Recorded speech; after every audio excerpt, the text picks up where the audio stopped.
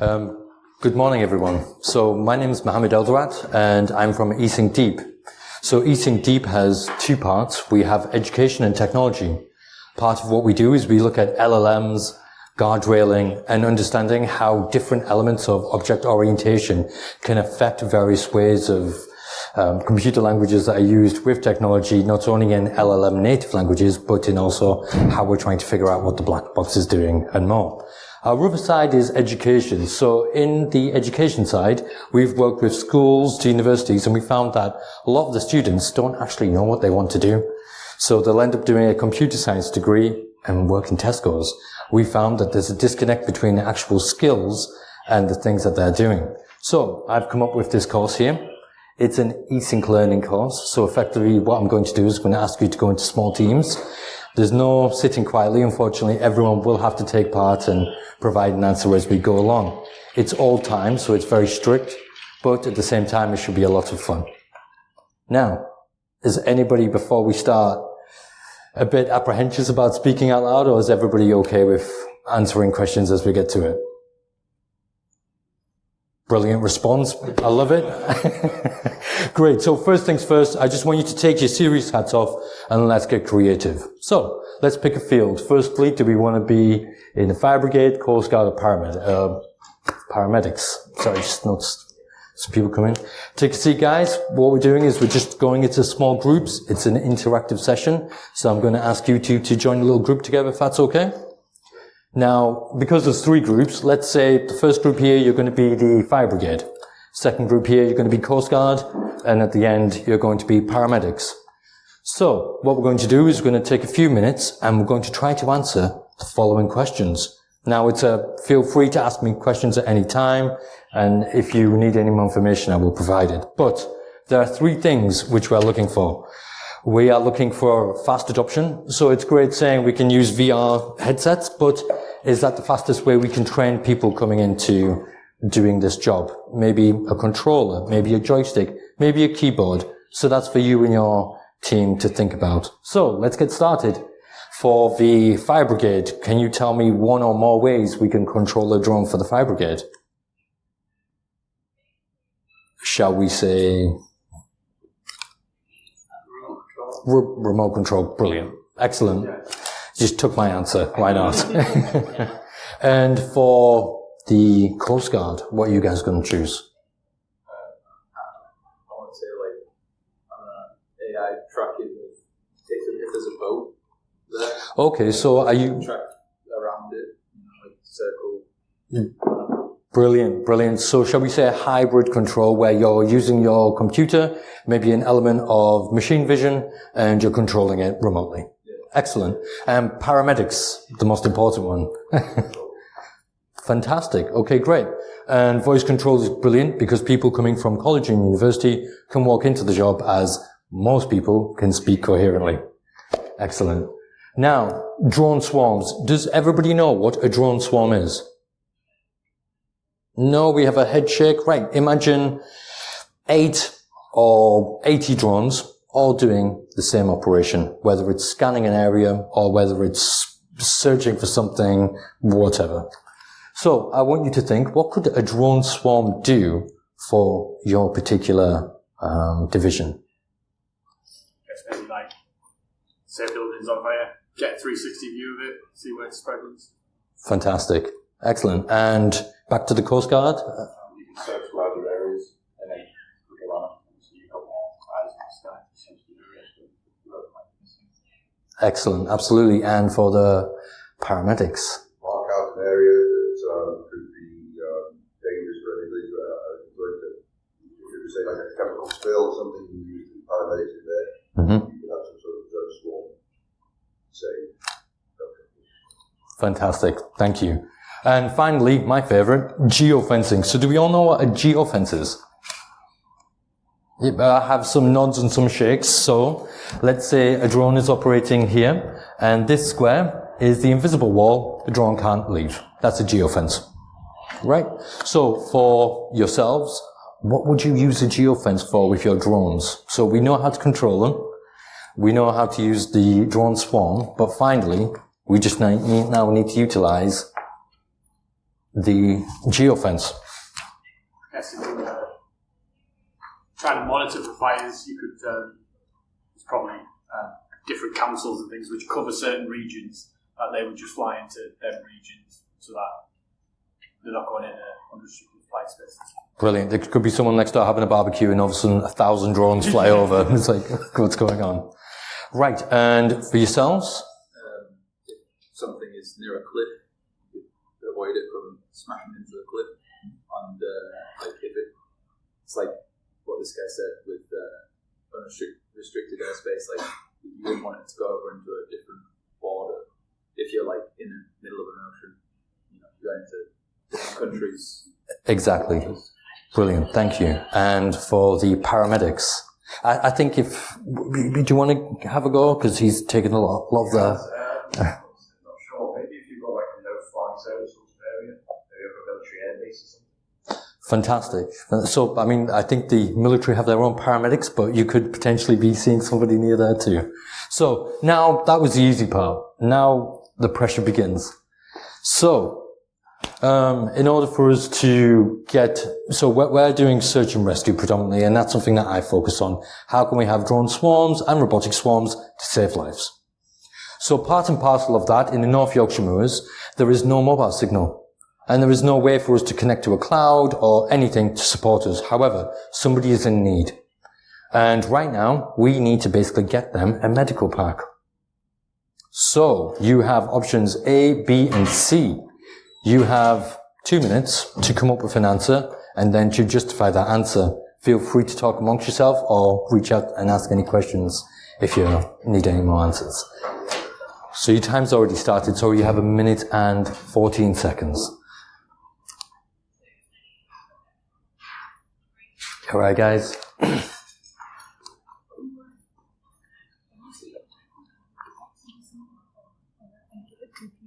Answering the questions because it doesn't make Thank you. Yeah, thank you.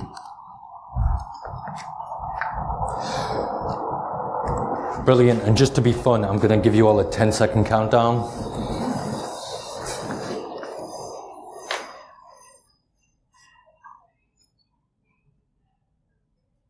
3, 2, 1. And now we're in for the answers. So I'm going to start with yourselves. So option A, B, or C, and why?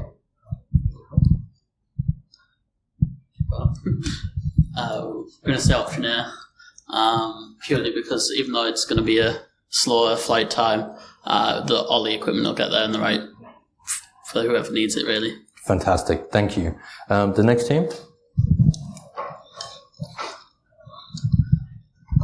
I'd probably say option C, because if you can send everything out at a maximum speed, because if it's like in the scenario proposed where someone's lost an inhaler, it could be they could only have several minutes before, they have an asthma attack or whatever. So if you can get the medical supplies there the quickest, then I think that would probably be the best option. Excellent. Okay. And the last team. Do you want to join the last team over there? That's fine. Thank you. I can't see where option A is possible at all, obviously, because of the weight limitations. Option B is going to be difficult simply because you don't have that connection to be able to probably use AI unless it was in some sort of local system. So it has to be, by default, 3. Fantastic. And yes, the right answer is C. So the reason for that is, like you rightly explained, it's great if we do pile everything onto there, but when we get there, the flight time may be slower, we may have run out of battery or face other disruptions. B is fantastic, but if we have no access, then it's absolutely pointless. Also, AI can misinterpret, so it thinks somebody has a knee injury, but the person's having an asthma attack. It says the inhaler doesn't apply to 80% of the nation, so by statistics, let's remove it. Option C, as you know, is the right answer. So we always try to use humans where we can with all our decision making. Although AI is great, you obviously all know it has its flaws, as do we. Now, moving forward, so we were talking about critical airspace and not being allowed to fly over Humans are not being allowed to fly over driving cars and over residential properties and certain commercial properties. However, we are in an emergency situation at the moment, and a decision has landed in your lap. You now have half of the time you had last time, so you only have 60 seconds this time. This is your question.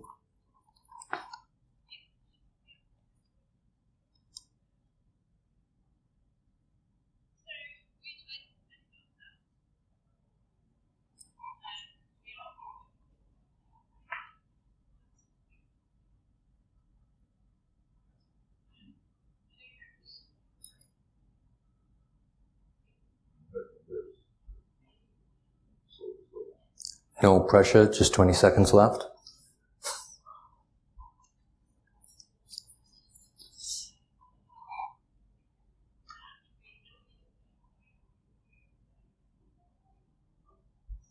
I was going to say you can feel free to try to use AI. It won't help you right now.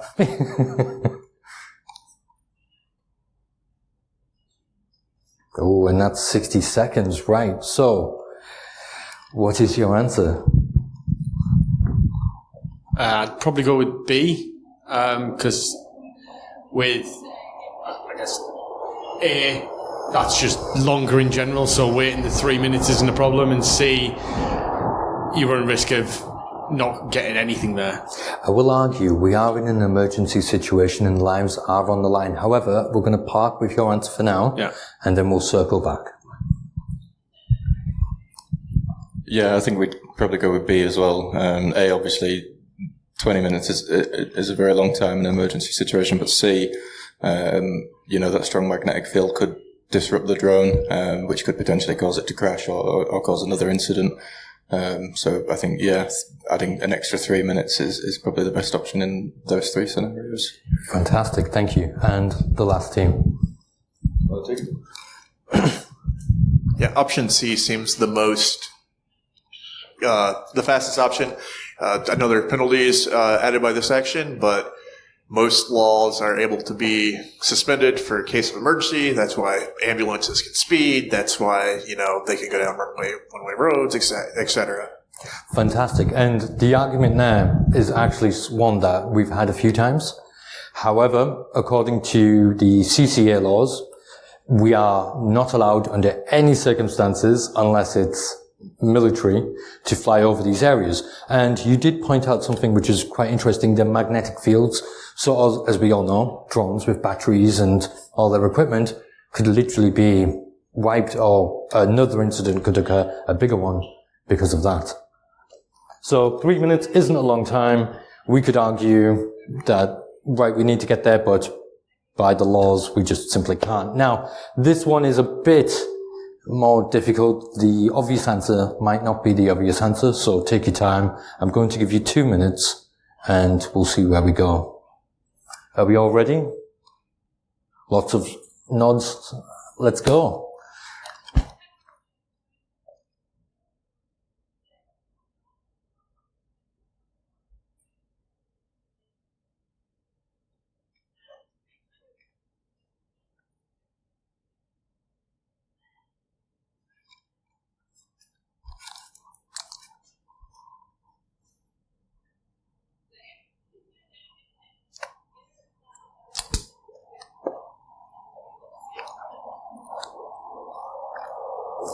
If you finish early, you can put your hand up and we'll stop the time. If not, take your time. Is the time under it? The time that it will take to find them? It's the additional time that we're expecting, yeah. Right. Yeah.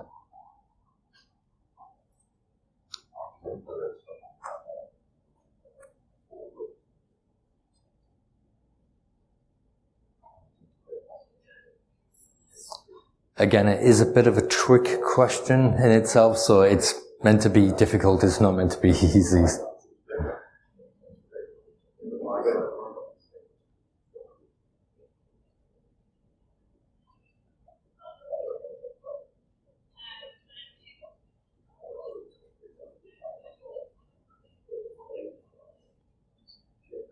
Nice 20 seconds left, no pressure.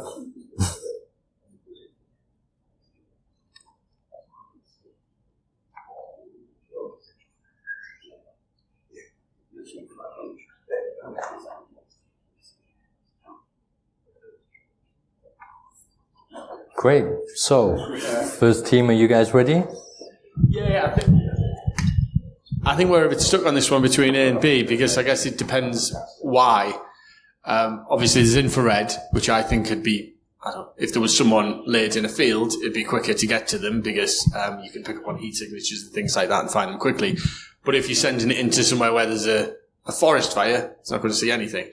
So LiDAR might be better, but I mean, I just don't know everything about LiDAR, but it just picks up on shapes. If there's someone just laid in some brush, you're never going to find them. So I'm a bit, so I guess we'll circle back to you if you want, yeah? No pressure, you're not being judged. I'm just taking marks. I'm clueless. I'm not going to lie. It's okay. I mean, it's a guessing game as well. Me and my friend were just discussing the difference between A and B, and I think this gentleman did bring up an important point about infrared being able to detect heat, which is totally valid, honestly. So I would go with A. You go for A? Yeah. Fantastic. Okay, so we're going to go for the heat searching approach from your side. Because LiDAR, he's right, detects shapes more so. Brilliant. Thank you. Oh, our team's managed to split into 3. Okay. I'd love to know why. Okay, I think the consensus is that we're going to go with the infrared, in as much as that a technical expert here tells us that the LiDAR won't work in fog conditions, simply because of the water content of fog. Well done. Excellent. Which I didn't know. And number 3 doesn't seem to be it seems to be a non-starter, just cancel and go home. Although I want to take this microphone. Okay. I think it is option C, because you said it was a trick question, for one. And you think about the drone reach safely. If it's infrared, there's a possibility it doesn't work. Obviously, LiDAR won't work, so I think it's option C. But, I mean, we're a bit split, so. Well done. The correct answer, according to... Oh, is that me? According to the way we do things, is... Yep. Option C. So why is it option C? So we have something called VLOS, vertical visual line of sight. So if I lose visual contact with my drone, I'm not legally allowed to fly it. LiDAR will refract off the moisture in the air, and your image, instead of it being here, will be over there, but then it'll be scattered, and that will drive you guys crazy in the control room. Infrared, that's not going to work. I'm sorry. In a fog, using infrared is... Even with emergency services, do you have to keep that line of sight? Yes. The police are working on something, but I don't know too much about it. Yeah. I've got a small drone, so I've kind of went through it and know that you need that for that, but I thought emergency services and like mountain rescue would be different. Do you think? Yeah. Yeah. You think, like you said, bending rules for the sake of saving lives, but... Wait, should you be able to walk anywhere in 20 minutes and you can see a line of sight? Yeah, that's what I was thinking. Like it's yeah. Well, I'm glad we've kind of covered that one. Now I'm going to go to a much harder one.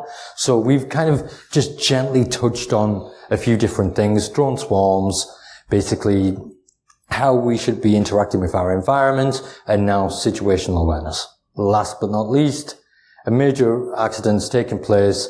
We have smart highways now in the UK. Drones are able to fly to emergency situations, and there is no restrictions with them getting over cars and people, for example, for argument's sake here.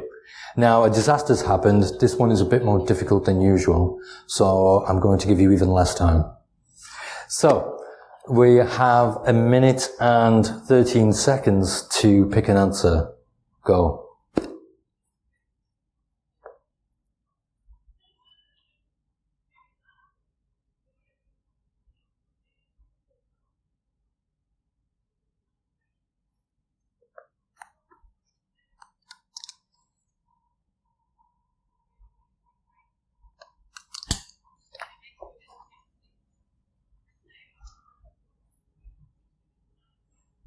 No pressure, just 59 seconds left.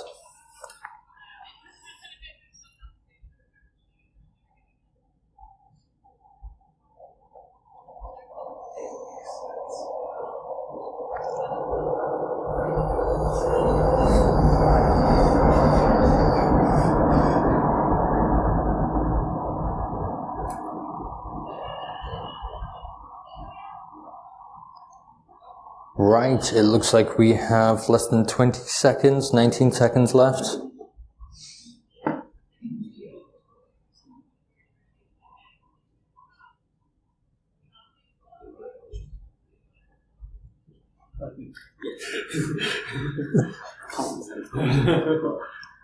So this time I'm going to do it a little bit different. I'm going to start with you guys in the back, and then we'll work our way forward.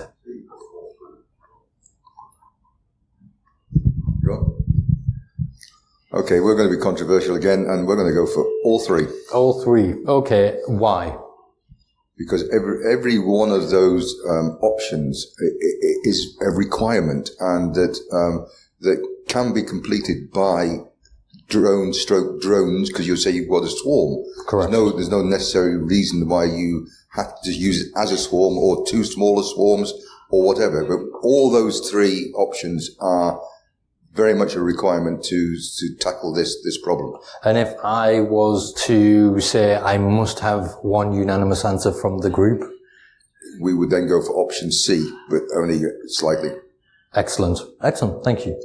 We'll move to the next team.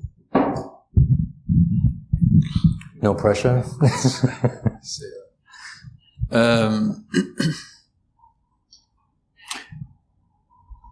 I'm veering towards option A because it seems the safest. Option C,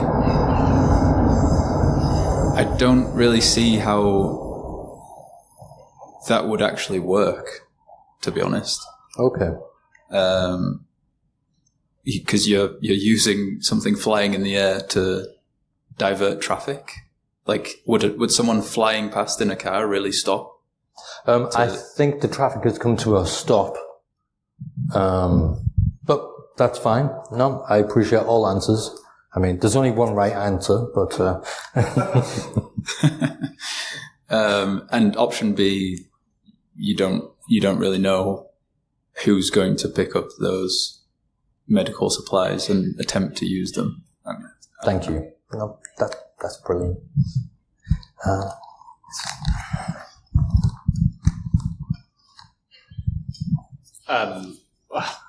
I was just picking ones which I don't think, and then I think you picked one that we might. So, with A, I think that's what traffic cameras do now. Mm-hmm. So I don't think it'd be quicker flying a drone out there doing that.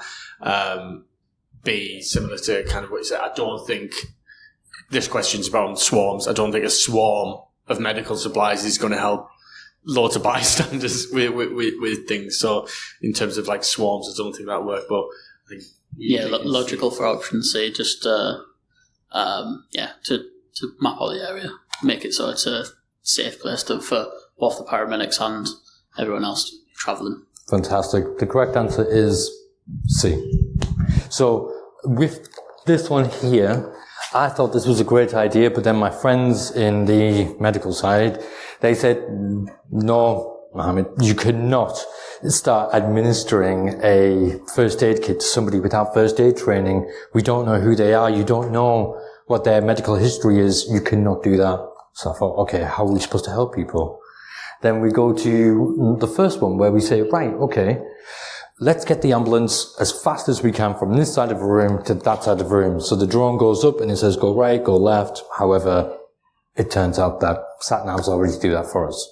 Now the last one, a drone swarm circling a certain area. Yes, there is a little risk. However, drones can also stand and they can display messages collectively. And that's kind of where that one would come in there. So I've taken you guys through a bit of stress there. I appreciate it. But now we're going to get into the creative side and leave the critical thinking and logical thinking behind. In your groups, I want you to think about either for your division or for the ambulance in itself, how could a drone support an ambulance, a fire engine, a helicopter? How could they do that? So let's have an open discussion now. And let's try to come up with this solution ourselves. This is an optional task. If you don't want to do it, you don't have to. However, I'd recommend you do it. It's a lot of fun.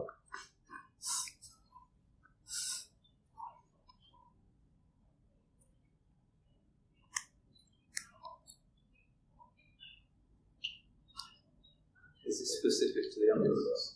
It could be for ambulance, could be for fire engine, it could be for Coast Guard. It's up to you.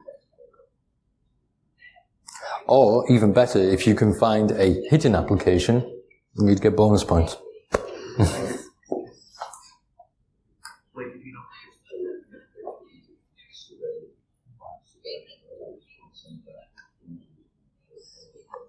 Great, so we have 20 seconds left, no pressure.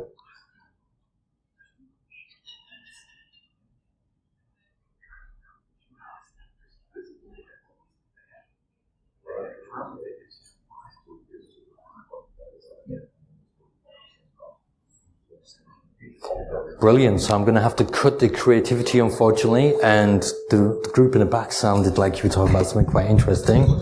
Can we have your innovation, please? So we have two. I was watching the Rescue Boat Show on BBC last night, and they were driving around for 2 hours looking for some guys on some jet skis. If they had a drone or a drone swarm, they could have sent them up and surveyed much more areas than they were able to on their boats, it seemed like. And then they had some idea. We had some more ideas about ambulances. Yeah, I mean, to add to that, if a drone's probably quicker than an ambulance, they could get to the scene quicker, and it could identify what's going on in the scene, and then maybe you could either send more medical personnel, or if there's, you need fire and rescues or things for that. But yeah. Yeah, it would allow the ambulance driver or the paramedics on their way to actually start to see what the situation is that they're about to encounter. Excellent. That's a wonderful answer. Thank you. I think we were on the Coast Guard once again with the drone swarms, sort of going quadrant to quadrant, potentially with infrared, maybe to find someone who's out lost in the water. Maybe, as the gentleman back there said, with a boat it could take hours, and by that time someone could have, got hypothermia and died or drowned from exhaustion. So a drone swarm in that particular application could be incredibly useful. Excellent, thank you. And I think, not that massive outside of the box thinking, but obviously drones, lights, cameras. So in terms of finding someone out at sea, or I thought it was mountain rescue and things like that, where it's really hard to pinpoint where somebody is. The drones can find them and give people eyes on what's happening, so they know what to expect when they get there, along with maybe having big flashing lights to point out where somebody is. It's a lot quicker to get to that point on location. Excellent. Okay, great. Can I ask you a question? Sure, we'll just finish off and then, yep. So, sorry, I went a bit over on the time today, but these are all brilliant answers, and I hope you've had fun doing this little experiment here. So you guys actually took part in a psychometrics and basically a gamification learning tool that I have. I teach from primary all the way to university and enterprises to change the way that they learn and the information they receive to be faster and better. So now if I could ask anybody, what's a geofence? Specific section of area in which a drone can fly around. Excellent. And does LiDAR work in fog? Not why? Reflects off the noise. Excellent. Great. So now you've learned different things that probably if somebody else would have had just said it to you, it would have been in one ear and out the other.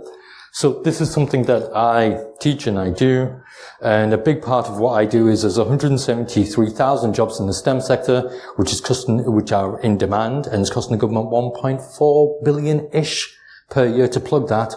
That was last year before the adoption of AI, which is around 67% adoption across all businesses in the UK.